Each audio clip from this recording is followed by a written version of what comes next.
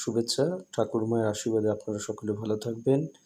তো এই সময় আমরা একটি গুরুত্বপূর্ণ যেটা নিয়ে আমি চলে এলাম যে আমাদের এসআইআর নির্বাচন কমিশনার যেটা করবে সেক্ষেত্রে আমরা অনেকে চিন্তা করছি। আমরা বলে চিন্তা করবেন না, প্রয়োজনীয় নথিগুলো আপনি কাছে রাখুন।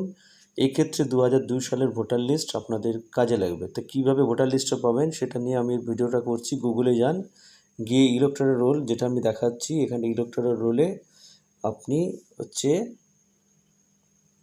আঙুল দিন।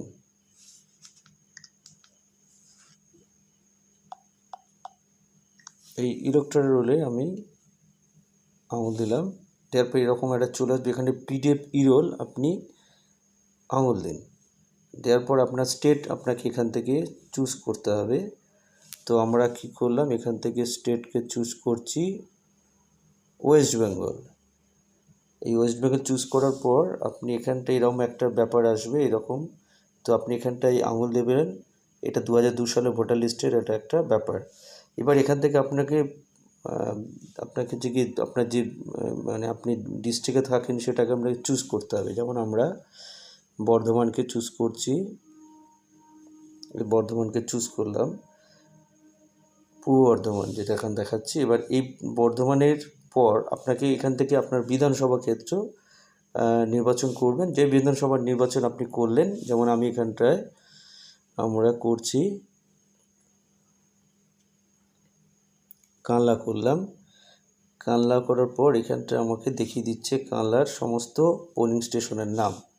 তো এক্ষেত্রে আপনি যে পোলিং স্টেশনে ভোট দিয়ে মানে তখন আপনার ঠাকুর বা দাদা বা বাবারা যে ভোট দিতেন সেই পোলিং স্টেশনের ক্ষেত্রে আপনি সার্চ করলেই আপনাদের সমস্ত পরিবারের লোকজনের নাম পাবেন।